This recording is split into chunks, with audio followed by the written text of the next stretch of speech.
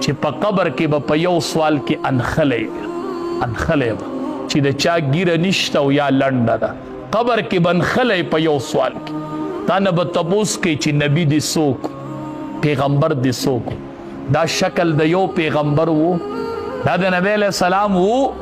نو قبر کې به دغه ځای کې نښتي یې نو موږ خفه یو بیا تاسو خو سکار نه تازه جامت یې کړې او هلته جنازې وشي او خښې کې تازه جامت یې کړې خدایه دته به قبر کې اوس څه وایي یا الله دنه به قبر کې اوس دریم تپوس شروع شوي که نه چې پیغمبر دې څوک خدای دې به قبر کې څه جواب ای د مزیر اور کور راشي خپ ډوډۍ ته کینې میلمانه رخصت دي او کینې زه یې وخورئ مه خورئ پرېږده وخورئ مه خورئ د ده به قبر کې څه حال د ده به اوس څه حالي دی به څه جواب دی به دې تپوس کې نښتی نه چې وګوره ستا شکل د نبی علیه السلام سره برابر دی ستا شکل سمې خوري ته څنګه وایي چې دا زما پیغمبر دی شکل نه دی برابر شکل نه دی برابر آسان کار دی وی ګیرو واله سی چلو کوي ګیرو واله سی چلو کوي ګیره یې دا ګناه کوي په دې ځان مه غولوئ ښه دا ستاسو دپاره دلیل نه دی ښه که ګیره یې دا هغه ګناه کوي نو د هغې ګناه به تې الله تپوس کوي په دې کې د ګیرې قصور نشته ښه ستا نه بیا هم ښه دی چې ګیره یې اوږده ده دا یو عمل ستا نه ښه په دې کې ستا نه ښه دی مړه وایي بیا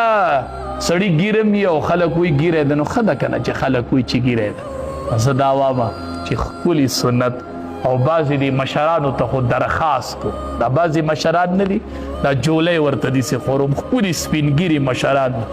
سپینې ګیرې دی او دا ورته نښتې د دې سپینو ګیرو نه نور څه غواړی مړه چې ګیره سپینه شي که نه نو دا خو چې څومره اوږده شي نو خوند کوي مړه د ابراهیم علیه السلام په ګیره کې سپین ډکی ولګېد ړومبې ډکی پکې سپین شو د ابراهیم علیه السلام ړومبې سپین د هغه په ګیره کې دی وی الله دا څه دي وی دا څه دي رب العالمین ورته وی نور المسلم دا خو د مسلمان نور دی نور دا سپین ډکی د مسلمان نور دی نور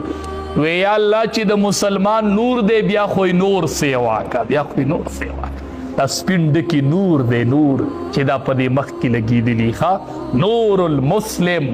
دا د مسلمان نور دی نور حدیث مبارک کې راځي چې اویاو اتیاو کالو ته یو مشر ورسي زه مشره ګیره ښکلي اوږده که که نه ښه حدیث قدسي دی رب العالمین وایي